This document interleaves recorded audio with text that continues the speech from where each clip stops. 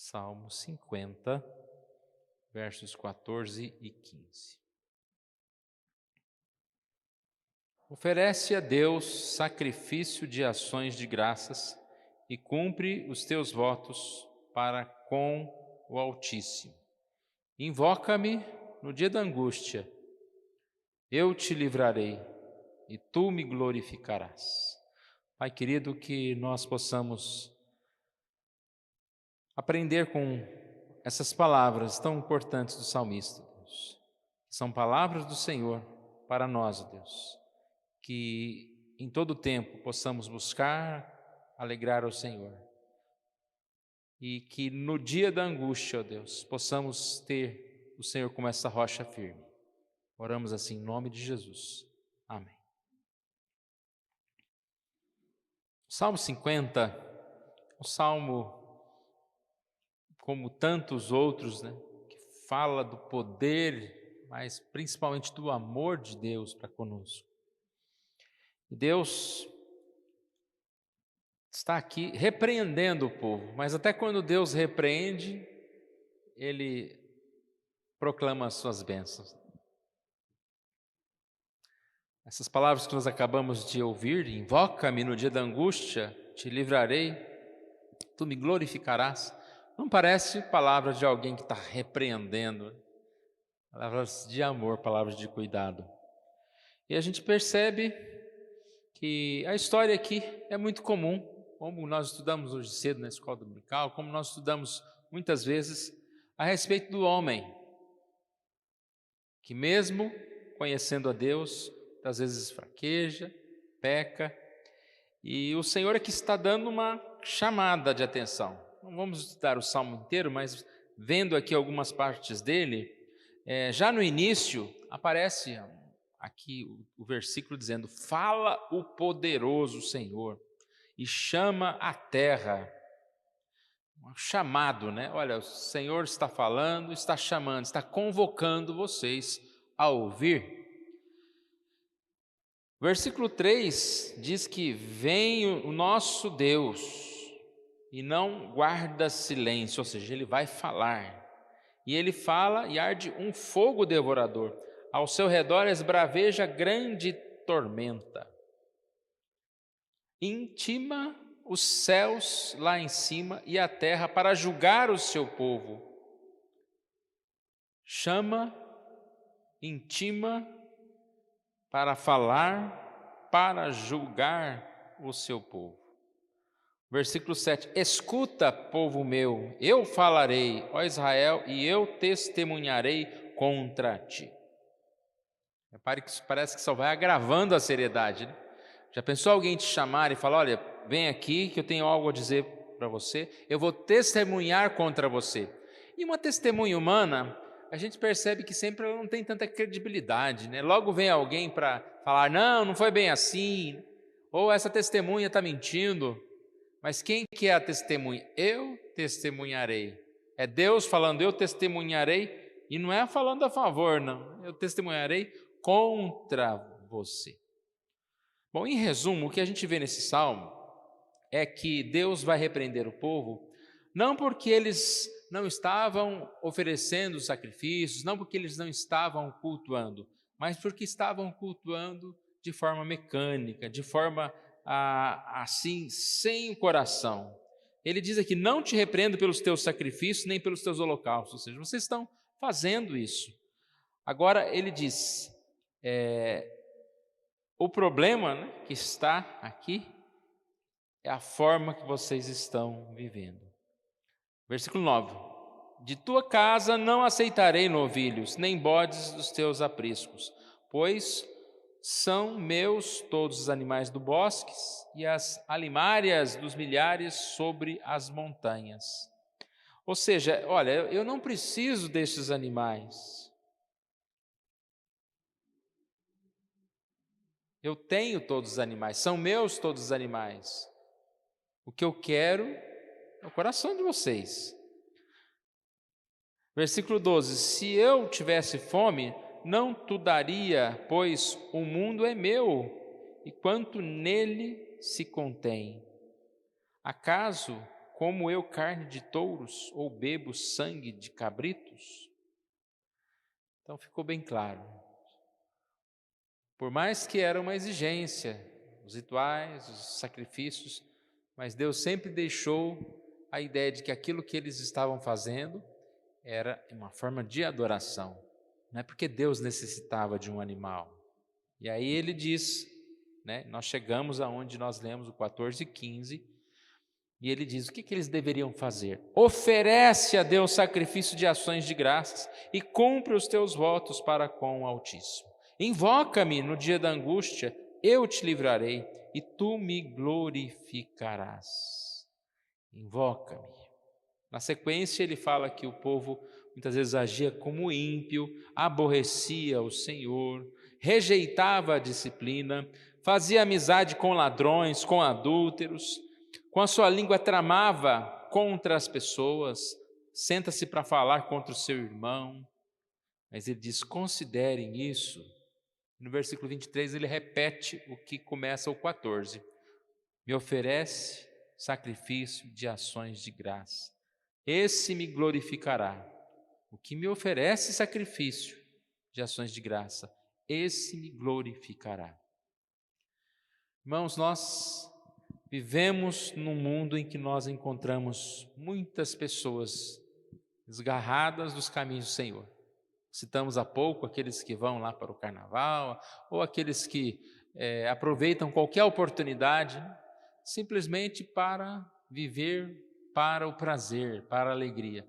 Nós podemos nos alegrar, devemos nos alegrar, mas nós não podemos deixar de cultuar a Deus, de servir a Deus, de ter um compromisso com o Senhor.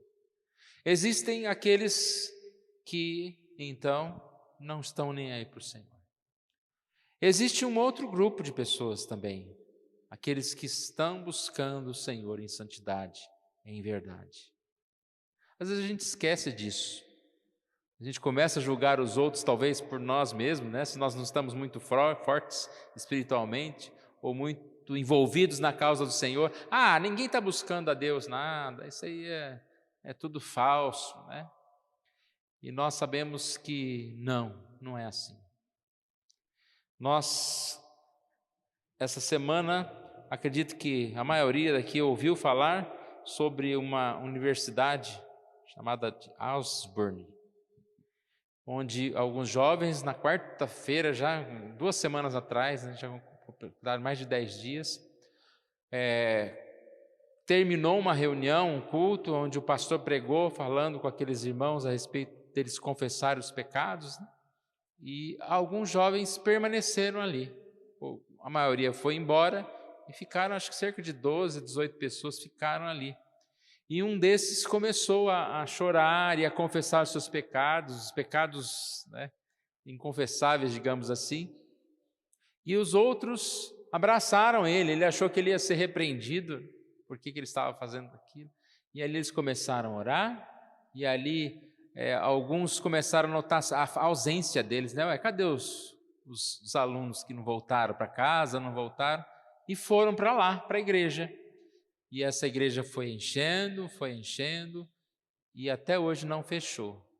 Tem lá cerca de 2 quilômetros de fila para entrar na igreja, igreja cheia. Eles não pararam de cultuar, de cantar, sem parar, né? Às vezes a gente canta um tempo aqui, né? Eu falei, será que eu falo para os irmãos sentar, que estão cansados, né?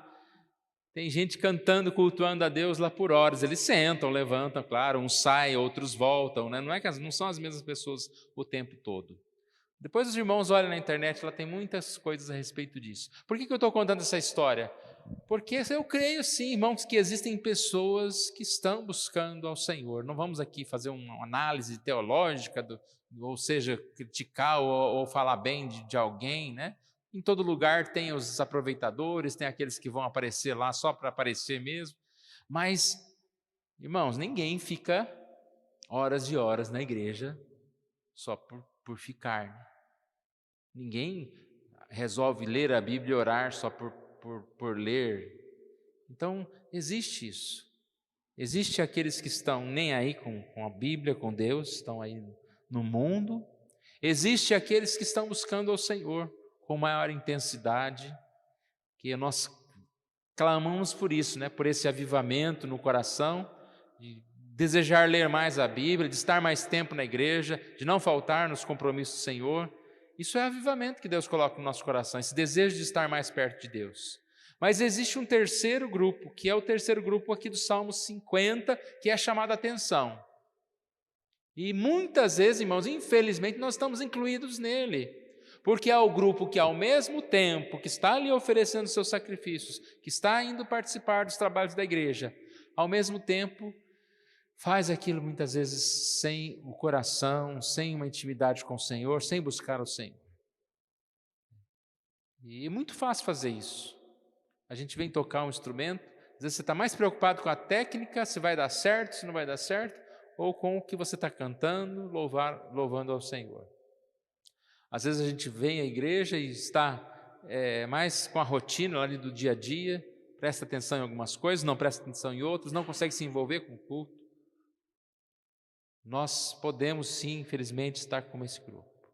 E para este grupo, o conselho do Senhor oferece sacrifício a Deus com ações de graça, ou seja, sacrifícios verdadeiros ao Senhor. Então, primeiro ele nos chama a adorar ao Senhor de coração. O Senhor não precisa da gente aqui, não precisa do nosso número aqui. O Senhor não precisa da nossa canção. O Senhor não precisa do nosso dízimo.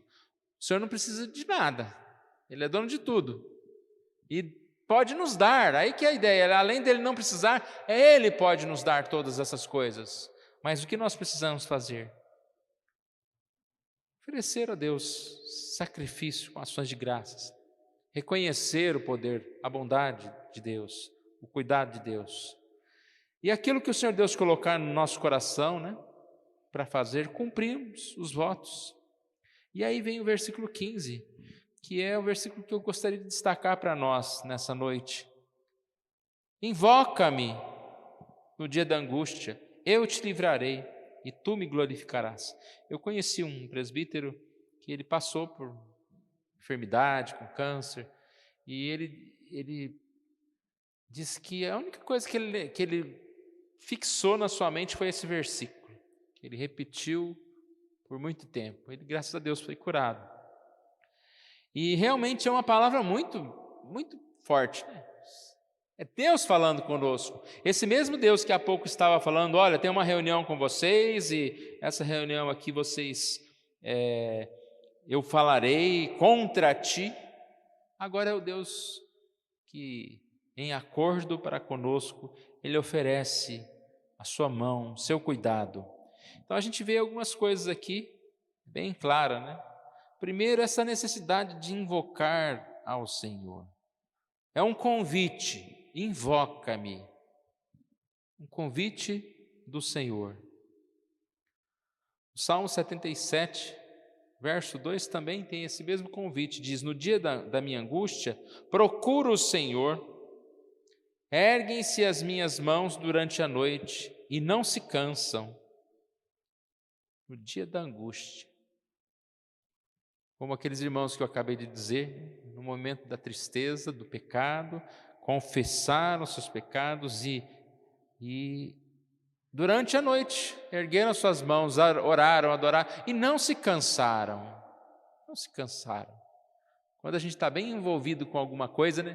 Parece que o tempo passa rápido, parece que a gente nem cansa. A gente quer ficar mais tempo. Às vezes eu falo isso aqui, quando está terminando o culto, eu falo, poxa, a gente poderia continuar mais, né? Que é realmente o desejo do nosso coração. Passou rápido, nós cantamos, nós adoramos ao Senhor, ouvimos a palavra, mas se nós não estivermos envolvidos, nós queremos que tudo passe muito rápido. Se o nosso coração não estiver voltado para o Senhor, nós não queremos nem ler a Bíblia, nem orar aquela oração de 1 minuto, né? Ou de alguns segundos. Então, no tempo da angústia, e esse tempo chega para todos nós, irmãos. Quantas vezes nós passamos por dificuldades, por tristezas, e o Senhor diz, invoca-me nesse dia. O tempo da angústia é tempo de aproximar de Deus e não de separar de Deus. Às vezes a gente pensa que o tempo da prosperidade é um momento de vida abençoada, que aí Deus está conosco. Deus está conosco em todo o tempo, até no tempo da prosperidade. Mas eu sempre lembro e eu acredito que Deus está conosco mais ainda no tempo da adversidade, da angústia. Os irmãos lembram que nós falamos hoje cedo que as dificuldades não nos afastam das promessas, elas nos fazem lembrar delas. Foi uma frase que nós falamos hoje cedo. As dificuldades, elas têm que nos aproximar de Deus, elas nos aproximam de Deus, porque é o tempo que mais nós reconhecemos que necessitamos do Senhor e invocamos o Senhor.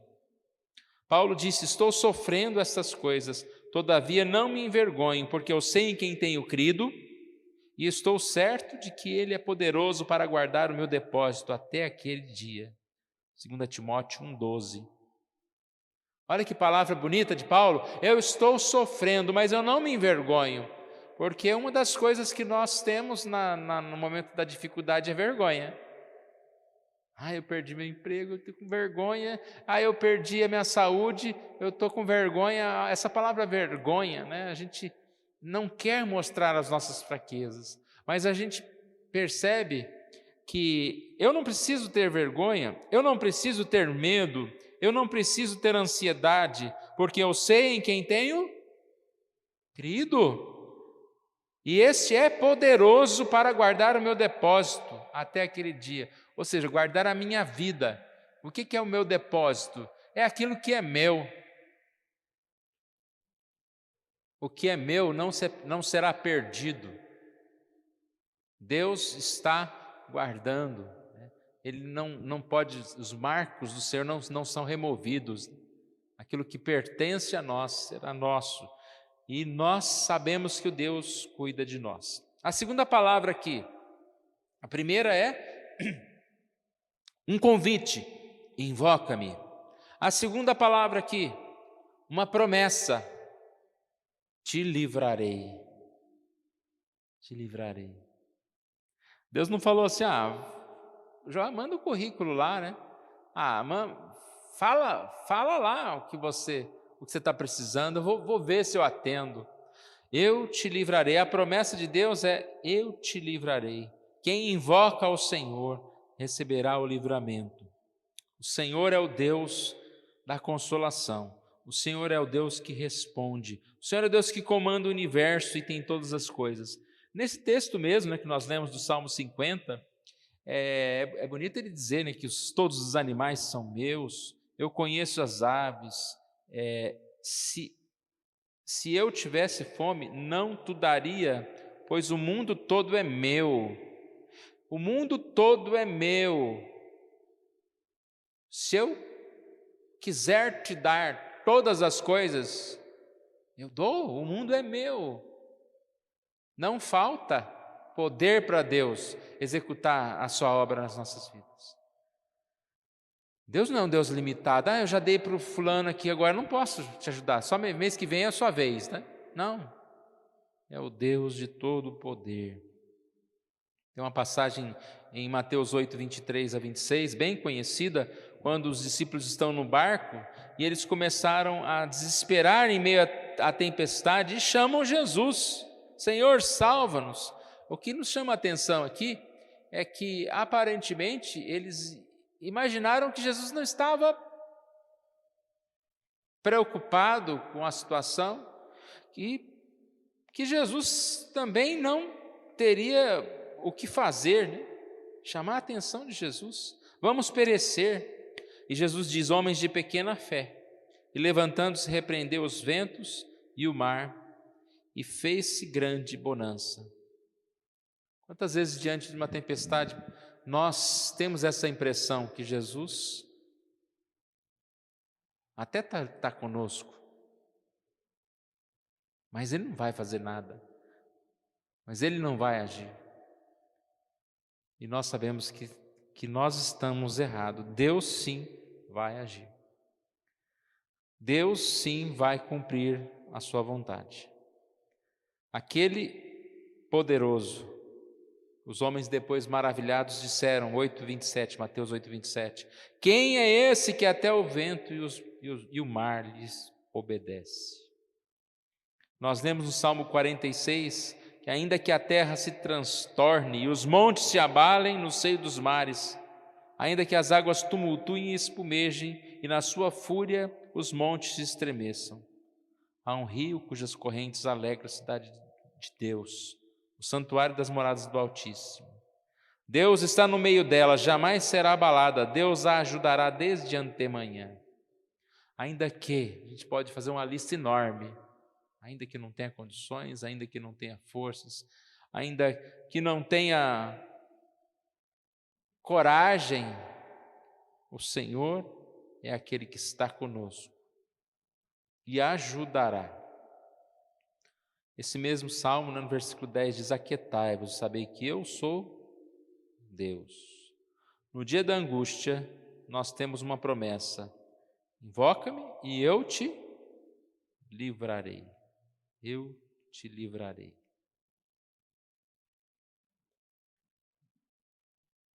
E aí, irmãos, nós chegamos num momento muito feliz, que é o resultado. E tu me glorificarás. O convite, invoca-me. A promessa, eu te livrarei. O resultado, e tu me glorificarás. É importante isso, porque nós podemos esquecer facilmente esse terceiro ponto.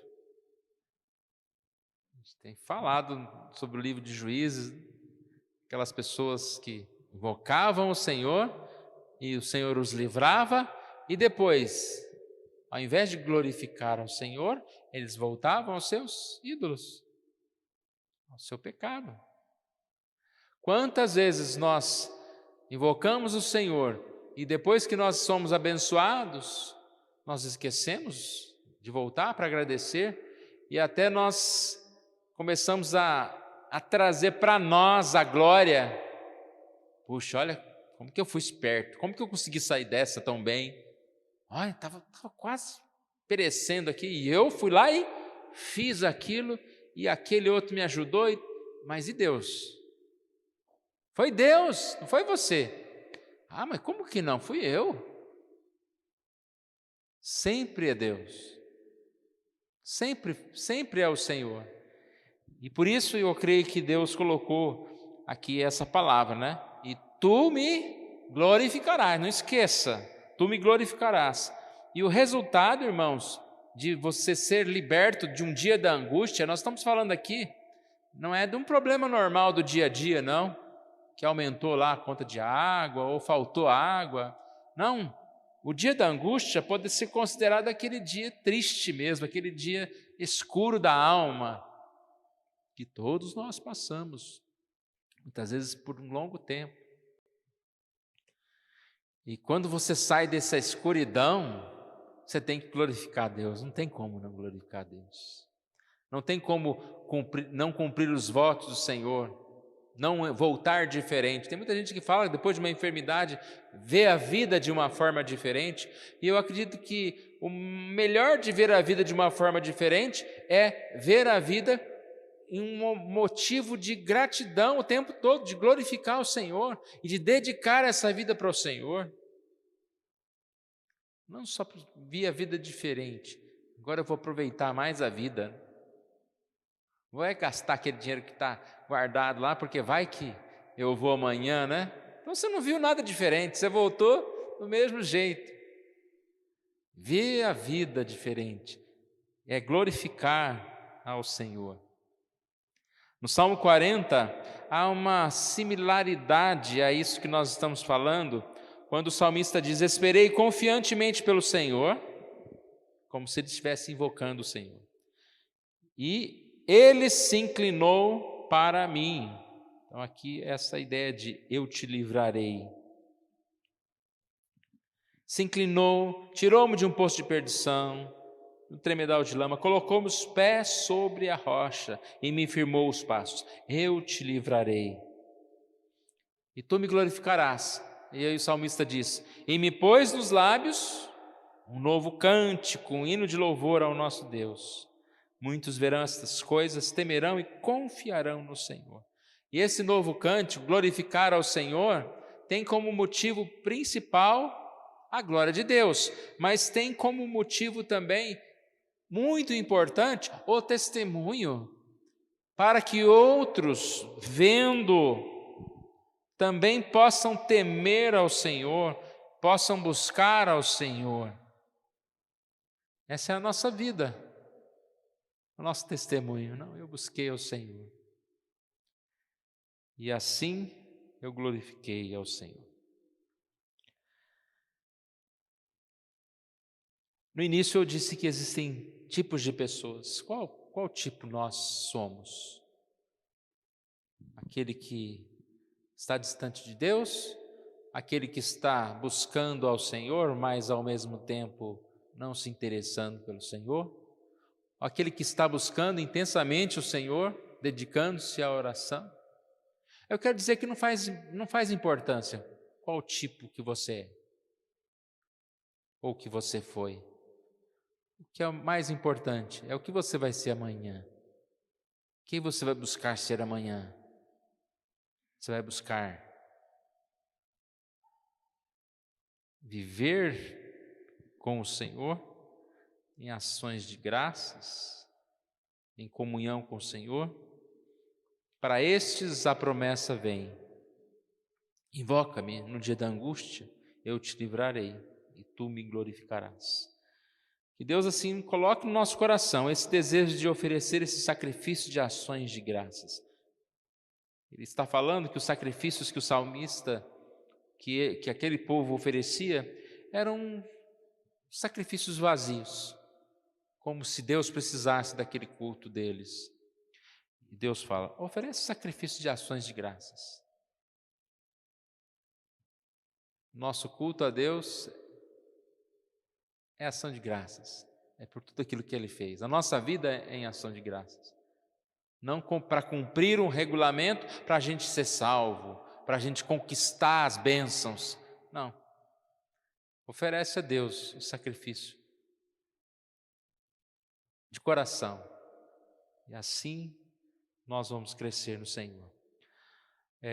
Citei o culto lá nessa universidade.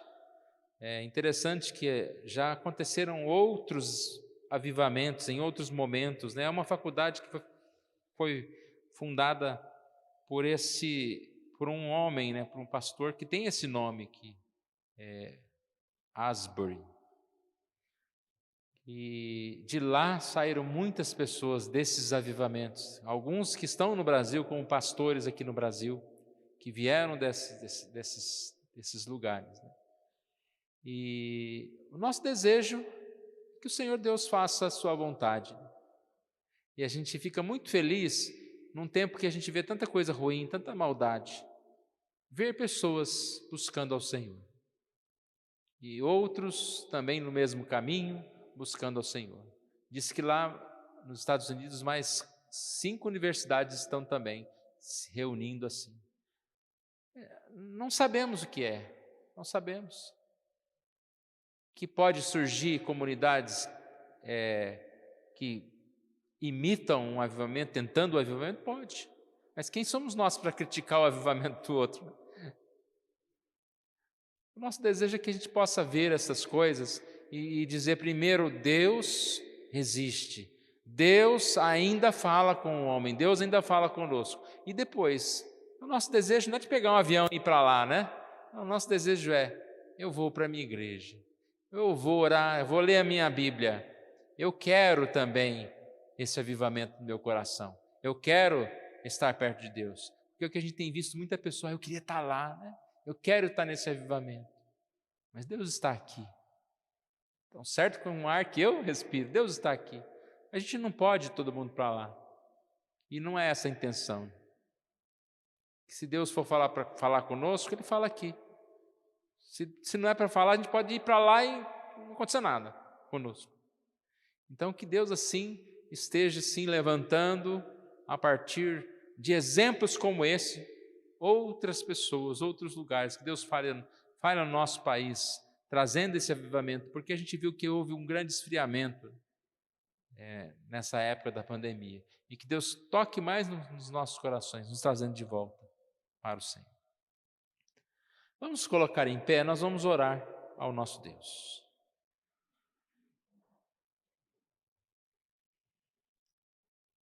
Pai querido, nós agradecemos a Ti por esse momento de culto. Obrigado, ó Pai, porque o Senhor Deus nos trouxe aqui. Obrigado, ó Deus, pela Tua palavra e que ela tenha sentido, ó Pai, ao nosso coração, ó Deus. Sabemos que as palavras nós conhecemos muitas vezes, Deus, mas nos falta realmente ser tocados por essas palavras, como palavras para nós mesmos do Senhor, ó Pai.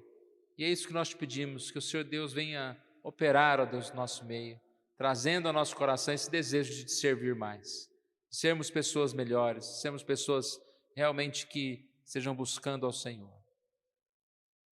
Ó Pai, diante das dificuldades, do sofrimento, ó Deus, não sabemos, ó Deus, o que está passando no coração de cada um, Deus, mas que esse versículo possa ser de consolo. Palavra do Senhor, que é: invoca-me, eu te livrarei, tu me glorificarás. Que essas palavras sejam consolo, Deus, para que a confiança no Senhor seja crescente, seja firmada, ó Deus, no coração dos nossos irmãos, em especial daquele que está passando por grande tribulação, ó Deus. Tenha misericórdia, ó Deus, venha acudir, ó Deus, o teu servo, os teus servos, cada um de nós, ó Deus. É isso que nós oramos em nome de Jesus. Amém.